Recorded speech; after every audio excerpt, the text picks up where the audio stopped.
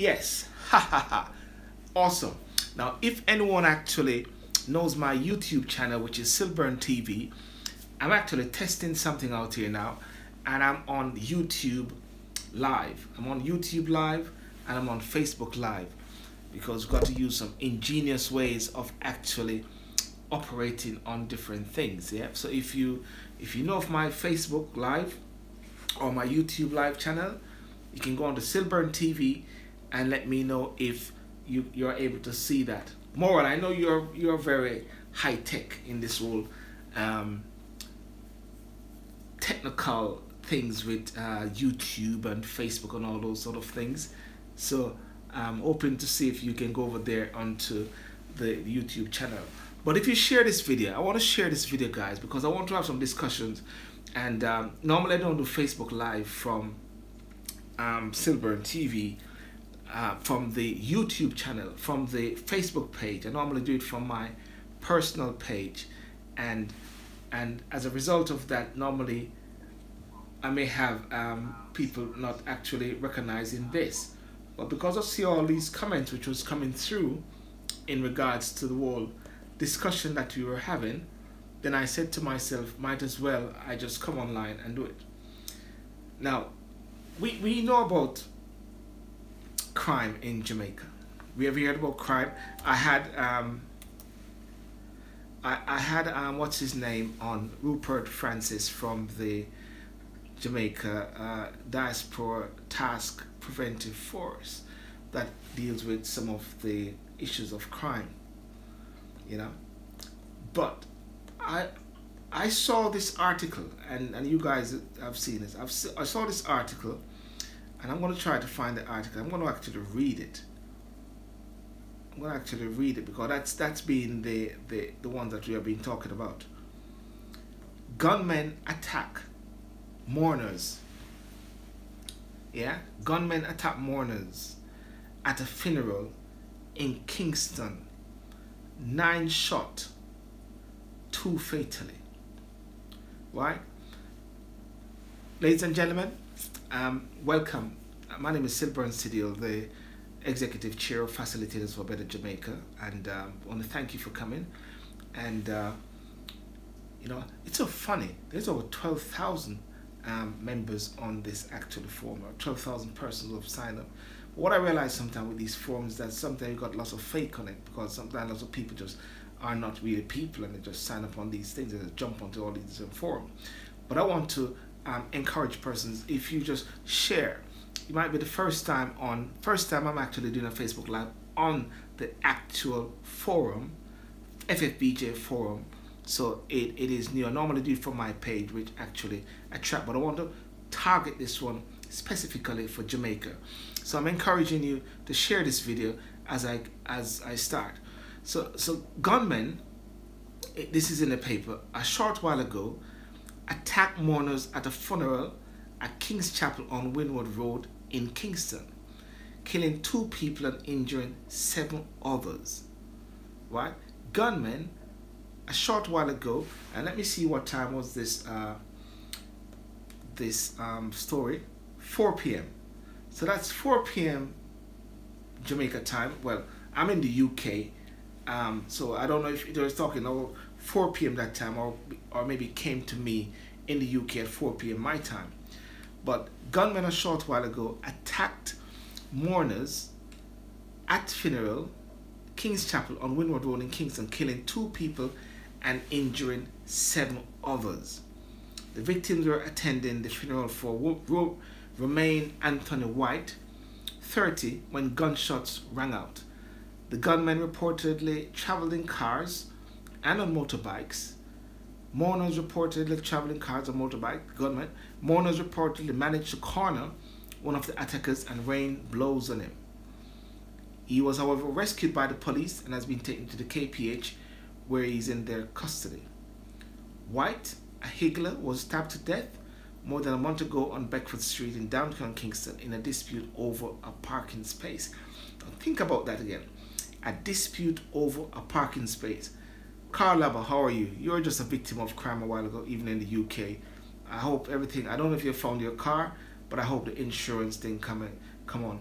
It's so funny. Crime is everywhere. You believe it or not, I've never actually had any criminal sort of attack or episode in Jamaica.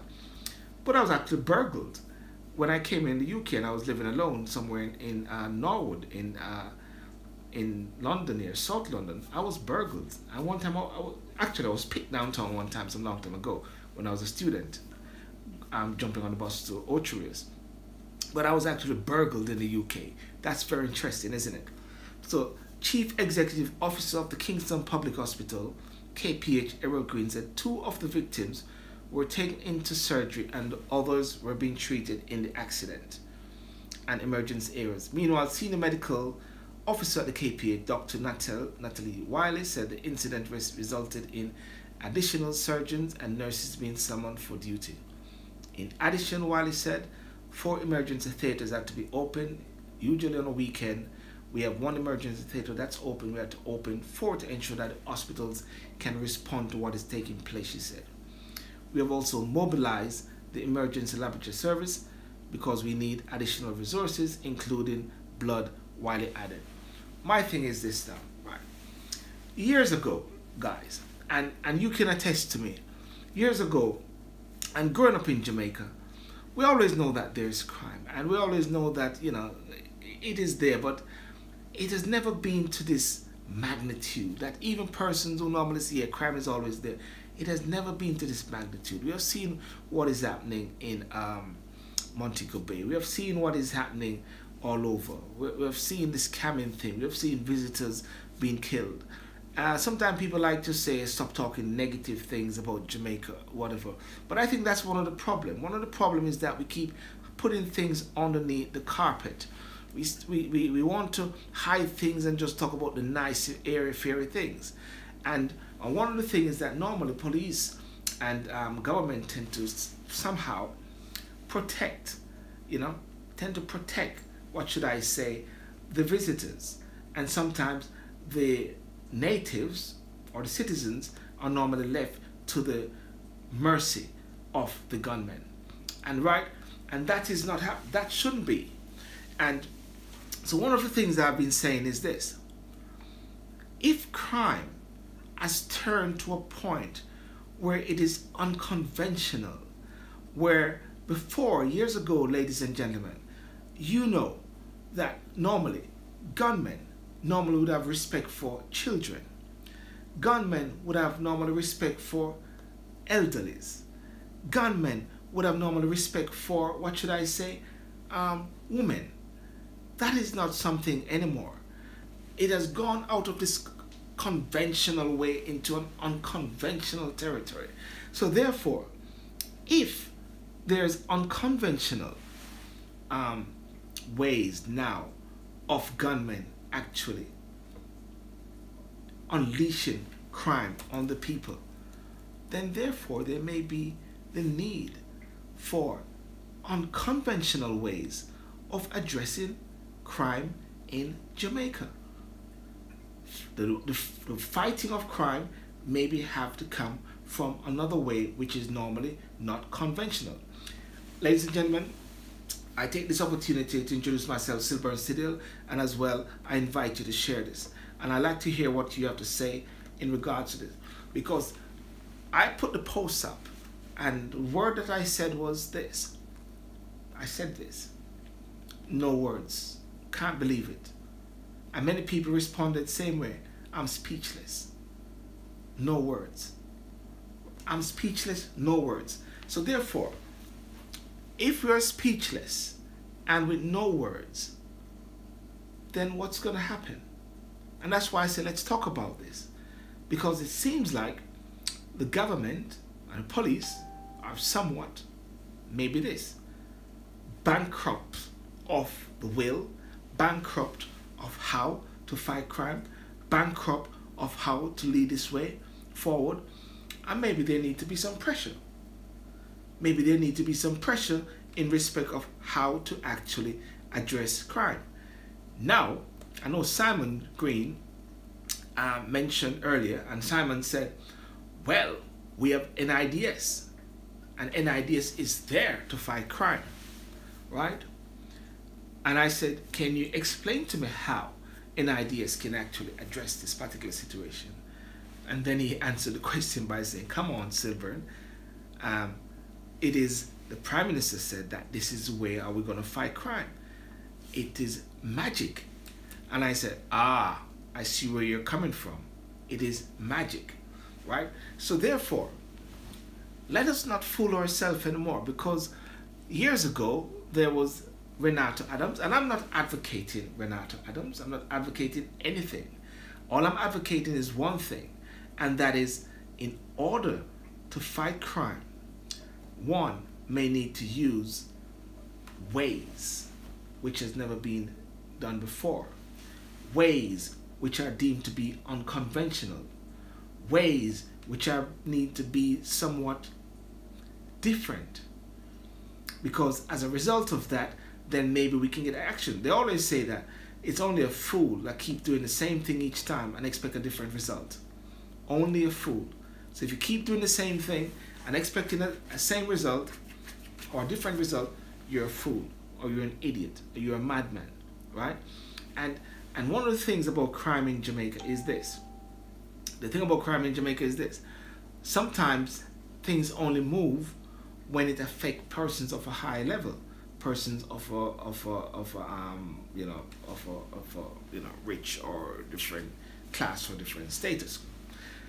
I do recall when there was the PSO declaration, when there was the killing of I think it was the Chins or so like that. A lot of people came out and they said the government need to actually protect the citizens, and there was a lot of actions there, lots of march and everything like that. But guess what? Everything normally just fizzle out after that, right? So I'm asking this question, and I'm putting this out to you. What do you think are some of the unconventional ways of actually fighting crime in Jamaica, right? What are some of the unconventional ways? You know, Simon Green, big up. Carl Labba, big up. Where's, Moral Arison, good morning. Yes, good morning. What are some of the unconventional ways of fighting crime in Jamaica? Is it bringing back the likes of persons like Renato? Guys, I want someone to test me.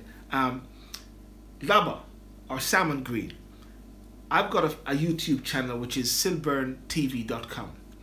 I'm actually streaming from SYLBOURNETV.com, and it's looking good actually. I'm actually streaming there. I want you guys, someone, Carl Labba or Simon or Moral, to really go on the Sylbourne TV page to see if you actually can see me there and actually send a message from there for anything like that. Yeah. What would we say are some of the crime fighting initiative that can actually sort out Jamaica, right? Do we believe that the government is actually can handle the whole thing? Do we believe that there's lots of corruption in the system? Do we believe that actually, if normally people say sometimes if they identify or if they actually identify some robber or something like that, by the time they actually reach the station or whatever or something like that, the word has actually gone out already. Simon Green is saying, how do we want to deal with crime? Deal with the symptoms or treat the virus? Wow, that's a good one. Treating the symptoms or treating the virus? Treating the symptoms or treating the virus? Moral, what do you think? Treating the symptoms or treating the virus? Because the symptoms are normally what you say the offshoot, but it doesn't deal with the problem. The virus is the core, if anything like that. Like when you have a sickness, you deal with the virus. You get into the core of actually addressing it. And I think the virus is the key thing, because the symptoms are what you do. You get a little injection there, you get a little medicine there, you get a little band-aid there, but that doesn't address the fundamental issue. So one has got to deal with the fundamental virus of it, right? No hanging, no can't work, okay? So one said no hanging, no can't work. But actually, I'm not actually looking really at the repercussion, but I'm talking about how does one stamp it out in the first place? How does one actually deal with the way how one can actually reduce crime? The hubs, right? The hubs, the places where crime is centered on. I remember years ago I used to work with a company in Jamaica, and when I used to work with this company in Jamaica, I actually used to do this. We used to get a cab, and we used to go downtown into where you say Tea Getters Grand, face the commodity, and collect check or so like that for this company. And I used to always drive through the areas where, what should I say, we call it the ghetto areas or so. Taxi would pass through there, and I always ask myself is why. And this was 2000. I came to the UK in 1992, and that was like 1990 or so. Always ask this question: why are these communities like that? I always ask the question: why are these communities like that? Why? You know? And today, one can still ask the question: why are those communities like that? Why is there not emphasis in actually sorting it out? I do recall that, I think it was, I don't know if it was after Andrew 1 or after Portia 1 or whatever like that, there was the talk about walking through some of these areas, and that is just one aspect. That was one aspect, which is called the inner city community, because as one can see now, crime has actually spread in a way whereby it's not in the conventional way. That's a point I keep saying. It's not in the conventional way anymore. It has completely changed.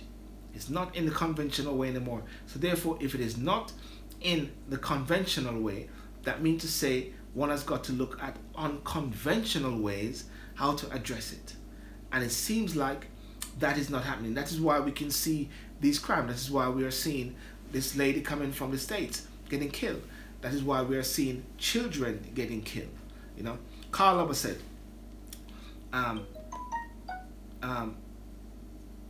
what he said? All we have been doing is dealing with the symptoms. The virus lies in the economy, the employment rate, our wages, the sliding of a dollar, the cost of living. You know, Simon, you're saying, Karl Luber said, I can understand why you wouldn't want onion, but when you hear of people even on bail committing crimes, heard of a man committing murder while out in ball. Now someone, you see, I get a lot of these messages, and someone messaged me about a situation, I won't give the details, but whereby, you know, robbers came to their house, right, tried to get in, right, didn't get in, no problem, police came, the door where they was trying to get inside. Next occasion, at home with his partner, they try to get in again, they try to get through the window, they get through the front door, lady is crying out, bawling out and stuff like that. It was some bus or something like that passing by, reverse back, not reverse, I always say reverse back, you know I'm Jamaican, reverse back, you know, reverse back, reversed, and actually, you know, chased the persons, or the person that ran away or whatever like that. They ran into some bushes, and got to understand that they actually found out who the actual perpetrators were, and actually told the police who the perpetrators were. And even when the police came and actually, you know, was actually touching the places where the criminals touched and everything like that, the person said, well, hang on a second, don't you should be using gloves or whatever like that. And the police said to the person, you're watching too much shows, this is not CSI Miami, right? So one is looking at how serious one is wanting to address crime back home in Jamaica. And that's a question that I have to ask. How serious are Jamaicans wanting to actually address crime back home? How serious are we? How serious are we to snitch? I saw a wonderful commercial by the government, and the commercial by the government actually talked about everybody actually playing a part in the whole process in actually addressing crime. Mean to say that it may not happen to you, but it may happen to someone close to you, and next day it could happen to you as well. Therefore, if you know of what should I say, the clothes, the blood, and all the sort of things which you have seen, then what you can do is actually, report the persons. But it seemed like it is more targeting people, or the average Jamaican. But I believe ads like those should be targeting the big man, targeting the government, targeting the customs, targeting different areas where the echelons of corruption can be. So therefore one should be targeted whereby they should also be snitching on each other. Now snitching is a powerful thing whereby many people don't snitch. I mean, like young boys or young black kids in the UK in gangs, snitching is something they don't think of. They could be even from a different gang, but they definitely do not snitch. They rather to go to prison and don't snitch at all. But this is what the government is actually saying is to snitch. So therefore, if one is to snitch, well, just snitch it properly. Snitch on the big man as well, because I believe that those guns which actually came through and was actually coming through was just one of many that may have been intercepted. That means to say many have gone through. That is why they keep saying, how can a country like this, which has never manufactured gun, actually have so much gun on the island? That's a big question that needs to be answered. How was this achieved? How has that been happening? Where is the waiver? Who actually oversees? Who knows about it? These are all these questions that need to be asked. And these are questions that Jamaicans should be asking of their leaders, because somewhat it seems like the leaders may seem to be that they are God Almighty, and people that need to start to challenge them as much as possible. Carla, I agree that just bringing back hanging is not going to help. You got to deal with the root cause of crime. So yes, we got to deal with the symptoms, But let's look at hanging for argument's sake, or let's look at the whole purpose. What is the preventative measures which can be in place? What is something that can be done when prisoners go to jail? Well, I know the prisons are not so maybe nice or eloquent as maybe in the UK, because people go to prison in the UK because they get to go study and they get all those different things. But what is the preventative mechanism? What is there that actually will challenge persons, criminals, not to actually commit crime? Is there certain punishment, or they don't take that serious, or they don't believe that they will actually be caught? That's another thing. Do they believe that they'll be caught? That is something also which is very important. And as I said, it is important, very important, for Jamaicans to actually recognize and realize that, as that young girl asked, what is the symptom? Not the symptom, but who are the cause of crime? Is it the people? Is it the government? Is it the police? And we came to the resolution that all plays a fundamental role in that. All plays a fundamental role in that. But most importantly, I go one step further, that leadership comes from the top. Leadership comes from the government. It is one of the most primary responsibility of government is to protect its people and its citizens. Right?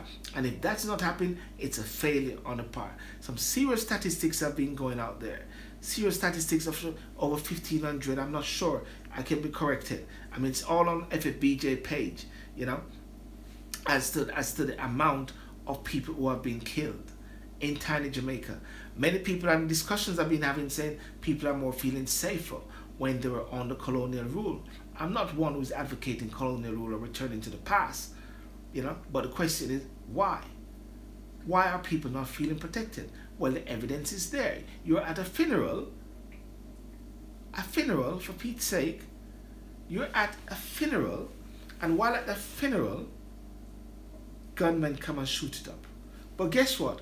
That's not only restricted to Jamaica, because in the UK, in the church in Brixton, a New Testament Church of God, I think it was a funeral as well, gunmen came in, boys came in and shoot it up or something like that. Fortunately, no one, actually, I don't know if it was actually a funeral or whatever like that, but they actually came into the church. Gone were those days when gunmen would have respect for church. Gone are those days when gunmen would have respect for children. Gone are those days when gunmen would have respect for the elderly. Gone are those days when there was some level of respect and some understanding with gunmen. But now what they call it? Dog-hearted. It's a dog-hearted situation. You know? It's a dog heart. So one have to ask this question now is that, are there aliens? Are there really real persons there? You know? Are there actually aliens out there? Let me see what Simon is actually saying here. Angry parent, angry child, domino effect. Yeah, that's what Moral says. Angry person, angry parent, angry child, domino effect. Simon, why do people rob and kill? Are they inherently evil? Good question. Or do they have no alternative way to survive? Good question. It's not about saying people lazy and they don't want work. Jobs are so hard to get. Even tertiary graduates sit home with 4 months waiting for an interview call. And if they do get a call, they are forced to work for low wages because the jobs they qualify for are not available. Right? Now, of course, there is the issue of, you know, economic development, lack of jobs, lack of these sort of things that may create that sort of problem. But one must actually recognize, and one will understand, and one will agree that the majority of crime in Jamaica is not by the majority of persons in Jamaica. It's by a simple minority. But if I ask this question now, and this is a challenging question, is this: what are the unconventional ways that crime can be addressed or dealt with in Jamaica? What are and how can these unconventional ways be implemented? Right? There is a Minister of Defense in the UK was talking about ISIS and talking about people from the UK who actually go to ISIS and actually go to Islamic State. They said they should eliminate them. Right? Now, I'm not going to call for like what the Philippine government does, where they just go for drug dealers and they shoot them dead. Right?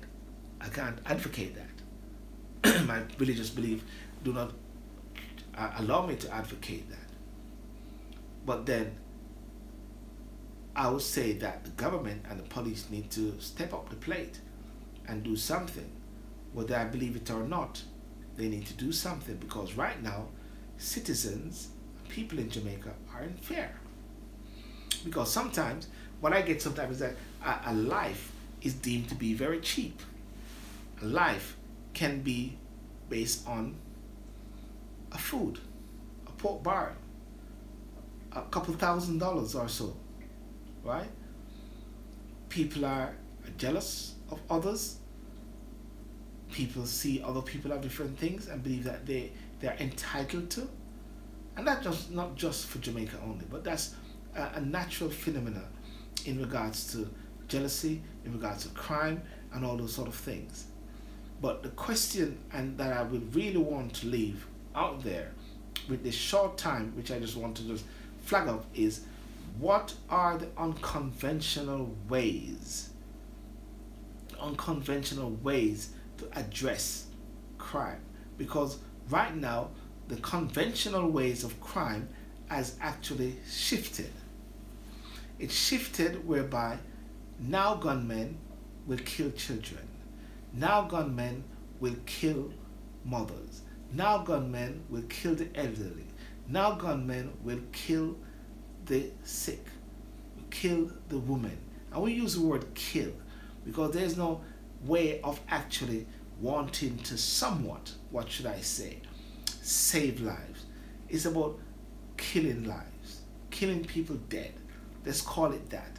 And therefore, if your life is threatened, if your life is going to be the point whereby it means nothing to someone else, then it's do or die is the way to survive.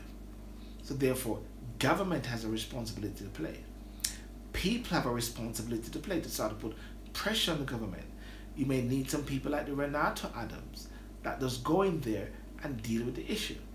People who have no baggage, people who have no load, people who are not linked to the particular system, and just go in there and actually deal with it fearless, Rambo style.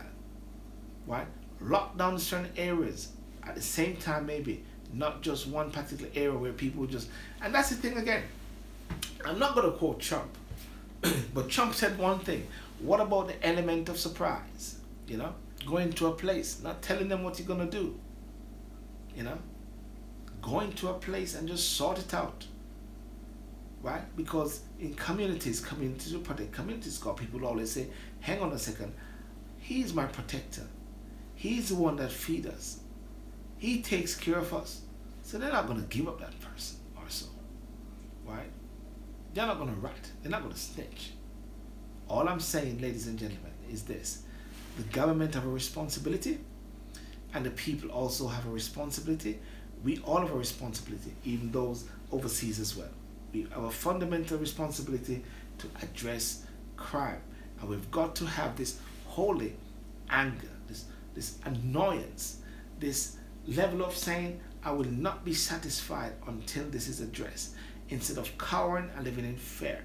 People do not walk with their, don't have their doors open anymore. I mean, the person which I was talking about with that particular situation who inboxed me, their particular story, what they were told was, get grilled. Get grilled and grill up their house. So actually, what we have a situation is whereby people are living in jails.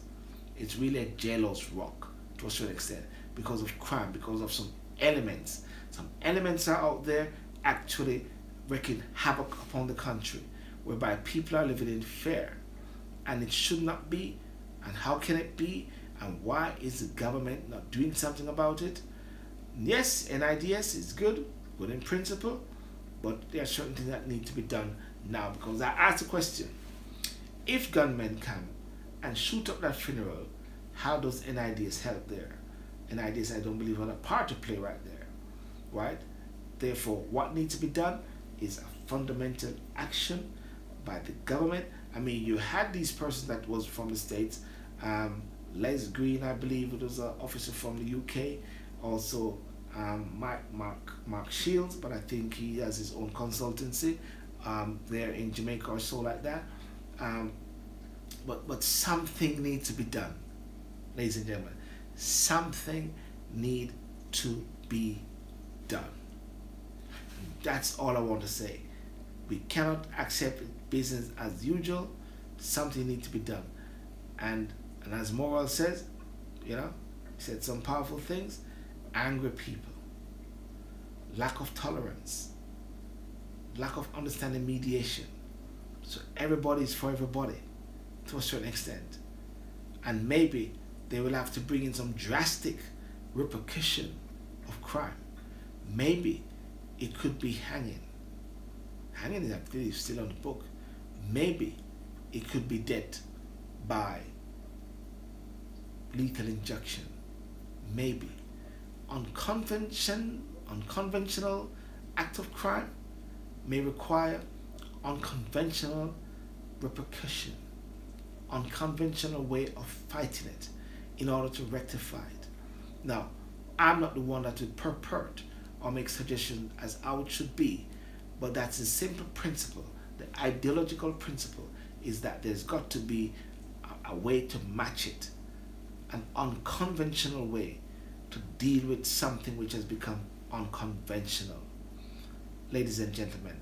And that is what I really want to say, and I want you to share this video as well and make it very simple, profound, and straight to the point. Guys, did you guys check the Facebook Live? I want to see if anybody checked the Facebook Live, sorry, the YouTube Live, and let me know how that came out, if anything. All right, and peace out as well. By the way, did you know, there's something else which I post something on my wall, my personal wall, and it's about, I found it very interesting actually. It was about some young children, boys them, are black British youth obsessed with light skin curly hair. And all of the boys, I don't know if they edit it or whatever like that, but all the boys wanted light-skinned girls, curly hair. Light-skinned curly hair. Can you imagine? What's going on? What's going on in the home? What is the message reaching out there to our young children? What is that message going out towards them? For them to actually say those things. Must come from the house, man. Must come from the yard. We got serious problem, man. Serious fundamental. Check it out on my page, yeah? Anyhow, thank you for joining. I'm SYLBOURNE, and listen, all the best. Moral guy Simon, Laba, and whoever will join on the replay as well. You know, thank you so much, and peace out, and we will talk again as we see how we can fight crime in Jamaica. All right? Peace. Thank you. Bye-bye.